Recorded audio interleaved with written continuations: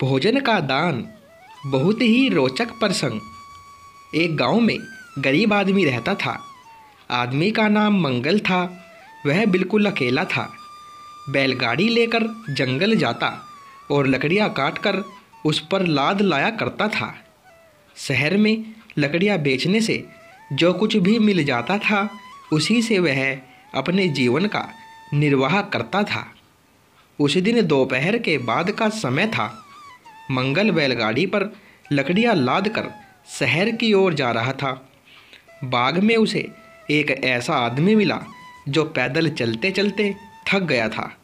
वह आदमी शहर का रहने वाला था। उसका नाम सूरज था। सूरज ने मंगल से कहा, भाई, मैं बहुत थक गया हूँ। यदि तुम शहर जा रहे हो तो कृपा करके मुझे अपनी बैलगाड़ी पर बिठा लो। मंगल बोला, हाँ, मैं शहर जा रहा हूँ, आओ बैठ जाओ। बैलगाड़ी पर एक मनुष्य को दूसरे मनुष्य की सहायता करनी ही चाहिए। सूरज बैलगाड़ी पर बैठ गया। दोनों रास्ते भर प्रेम से बात करते रहे। एक दूसरे को अपने जीवन का हाल चाल बताते रहे। जब शहर आ गया तो सूरज ने मंगल को अपने घर का पता बताते हुए कहा, लकड़ियाँ बेचने के बाद मेरे घर पर आना। मैं चाहता हूँ आज तुम मेरे अतिथि बनो। तुम्हारा आदर सत्कार करने से मुझे सुख प्राप्त होगा। मंगल ने वचन दे दिया। सूरज प्रसन्न होकर अपने घर चला गया और उत्सुकतापूर्वक मंगल की राह देखने लगा। मंगल जब लकड़ियाँ बेच चुका तो संध्या होने पर सूरज के घर गया। सूरज ने बड़े आदर से उसका स्वागत किया, उसे अच्छा से अच्छा खाना खिलाया और उसके सोने का सुंदर प्रबंध किया। रात में दोनों देर तक आपस में बातचीत करते रहे। सूरज और मंगल दोनों में घनिष्ठ मित्रता हो गई। मंगल जब भी शहर जाता था सूरज से अवश्य मिला करता था। कभी कभी रात में उसके घर रह भी जाता था। पूर्णिमा का दिन था। मंगल लकड़ियाँ बेचने के बाद सूरज के घर रुक गया। रात के 8-9 बज रहे थे। आकाश में पूर्णिमा का चंद्रमा हंस रहा था। धरती पर चारों ओर दूध की धारा की तरह बह रही थी। पेड़ पौधे उस धारा में नहाकर सफ़ेद से हो गए थे। सूरज ने मंगल से कहा, मंगल, आओ चलो मेरे साथ चलो। आज मैं तुम्हें एक ऐसा दृश्य दिखाऊंगा कि देखने की कौन कहे। तुमने कभी उसके बारे में सोचा तक नहीं होगा। मंगल बोला, पर पहले यह तो बताओ वह कैसा दृश्य है और उसमें क्या विशेषता है। सूरज ने उत्तर दिया, देखोगे तो आश्चर्य में डूब जाओगे। मेरे नगर के राजा का एक प्रधान खजांची है। उसका सिद्धांत है खाना पीना और आनंद से रहना। वह कहता है एक न एक दिन मनुष्य को सब कुछ छोड़कर जाना पड़ता है, अतः संग्रह से कोई लाभ नहीं है। मनुष्य को अपने जीवन में ही अपनी उपार्जित वस्तुओं का उपयोग कर लेना चाहिए।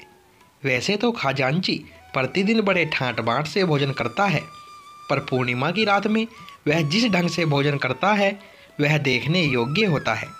पर उसका भोजन सोने के बर्तनों में तैयार किया जाता है। वह जिन बर्तनों में भोजन करता है वह भी सोने के ही होते हैं। सोने के ही चम्मच, सोने की ही प्यालियाँ और सोने के ही गिलास होते हैं। वह जिस चाट पर बैठकर भोजन करता है वह भी सोने के ही होते हैं।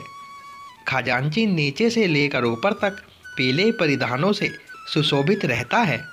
उसके शरीर पर भी सोने के अमूल्य आभूषण रहते हैं। उसके नौकर चाकर और उसका रसोइया भी पीले वस्त्र तथा स्वर्ण आभूषण धारण किए रहता है।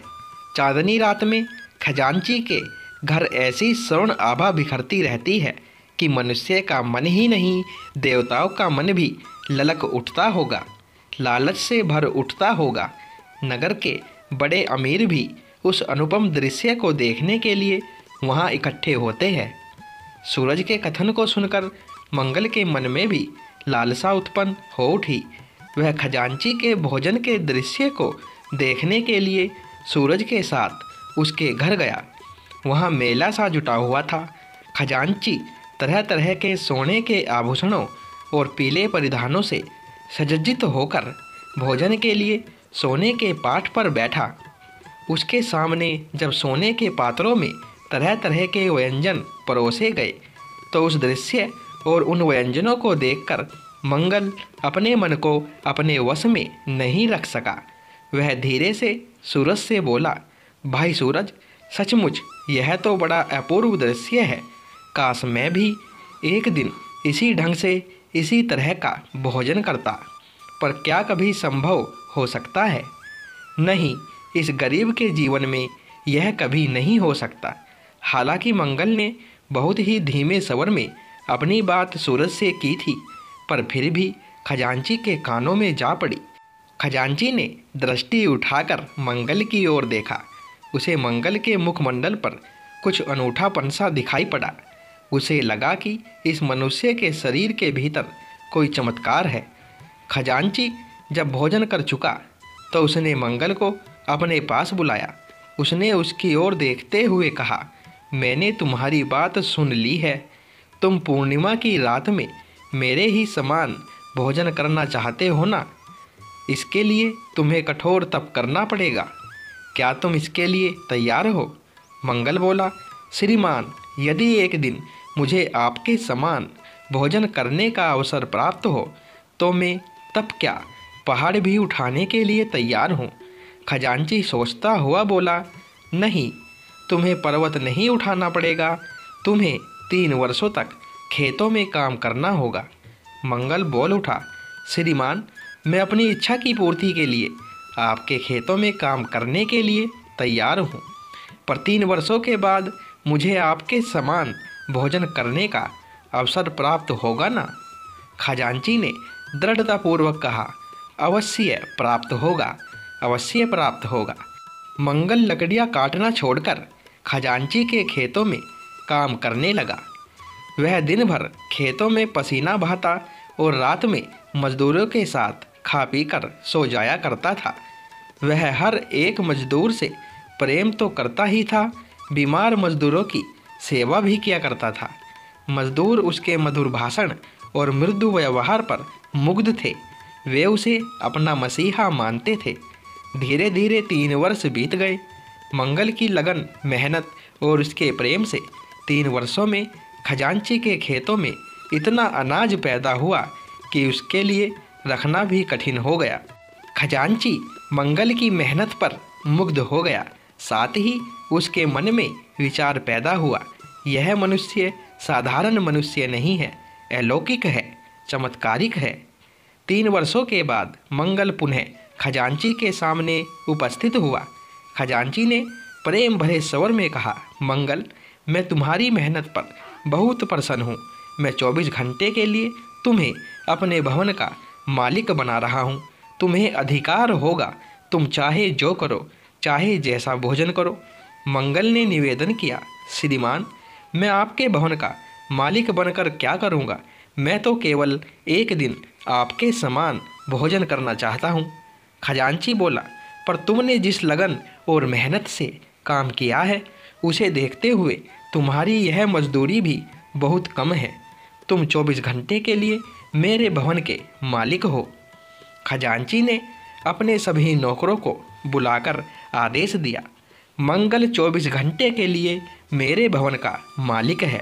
उसकी आज्ञाओं का पालन तुम लोगों को उसी तरह करना होगा जिस तरह मेरी आज्ञाओं का पालन करते हो। भवन का मालिक बनने पर मंगल किंकरत विमूढ़ हो गया। वह समझ नहीं पा रहा था कि उसे क्या करना चाहिए और क्या नहीं करना चाहिए। बस उसे एक ही बात याद थी, कल पूर्णिमा की रात है, मैं खजांची के समान ही भोजन करूँगा। मेरी इच्छा पूरी होगी, मेरा जीवन धन्य बनेगा। दूसरे दिन पूर्णिमा की रात थी, चांदनी खिली हुई थी। मंगल खजांची के समान ही सज धज कर सोने के पाट पर भोजन करने के लिए बैठा। उसके सामने सोने के पात्रों में तरह तरह के व्यंजन रखे गए। वह खाने की जा रहा था कि उसे एक बौद्ध भिक्षु दिखाई पड़ा। भिक्षु ने मंगल की ओर देखते हुए कहा, बुद्धुम शरणम गच्छामि। मंगल के हृदय के तार बज उठे। हृदय के भीतर दिव्य प्रकाश पैदा हो उठा। उस प्रकाश से अपने आप को उसने देखा। सारा विश्व उसके भीतर है, सारा ब्रह्मांड उसके भीतर है और सारे प्राणी उसके भीतर है। मंगल ने बिना किसी मोह के अपना भोजन भिक्षु को दान कर दिया। खजांची आश्चर्यचकित हो उठा। उसने आश्चर्य भरे स्वर में कहा, मंगल, तुमने यह क्या किया? जिस भोजन के लिए तुमने 3 वर्षों तक कठिन श्रम किया, उसे तुमने बौद्ध भिक्षु को दे दिया। मंगल बोला, मैंने ठीक ही किया है श्रीमान। जो मैं हूँ वह बौद्ध भिक्षु भी है। मैंने भोजन किया या बौद्ध भिक्षु ने किया, एक ही बात है। खजांची मंगल के कथन पर मुग्ध हो उठा। वह बोला, मंगल, मैं सदा सदा के लिए तुम्हें अपने घर का मालिक बना रहा हूँ। पर मंगल ने मालिकाना भी उस बौद्ध भिक्षु को दान में दे दिया। मंगल के इस भोजन दान की खबर राजा के कानों में पड़ी। उसने मंगल के त्याग पर प्रसन्न होकर उसे अपना पूरा राज्य दे दिया। पर मंगल ने राजा के राज्य को भी बौद्ध भिक्षु को दान में दे दिया। बौद्ध भिक्षु मुस्कुराता हुआ बोला, इस मनुष्य की मेहनत और लगन पर प्रसन्न होकर भगवान बुद्ध ने इसे अपनी शरण में ले लिया है। जो प्राणी भगवान बुद्ध की शरण में जाता है उसे ब्रह्मांड का राज्य भी तुच्छ होता है। मंगल के त्याग का प्रभाव खजांची और राजा के मन पर भी पड़ा। वे दोनों भी अपना सब कुछ छोड़कर बौद्ध भिक्षु बन गए, धर्म संघ में सम्मिलित हो गए। एक मनुष्य को दूसरे की सहायता करनी ही चाहिए। श्रम और लगन की दृढ़ता से मनुष्य अपनी मंजिल पर पहुंचता है। श्रम, सेवा और त्याग ही मनुष्य का सबसे बड़ा गुण है। परिश्रमी और प्रेमनिष्ठ मनुष्य को ईश्वर की कृपा अवश्य मिलती है। आज लोगों में प्रेम की जगह घृणा का भाव ज़्यादा बढ़ गया है। यह मानवता के खिलाफ है। अपने भूखे रहकर भोजन के दान करने वाले विरले मिलते हैं। दोस्तों, कहानी पसंद आई हो तो वीडियो को लाइक करें, शेयर करें और चैनल को सब्सक्राइब करें। धन्यवाद दोस्तों।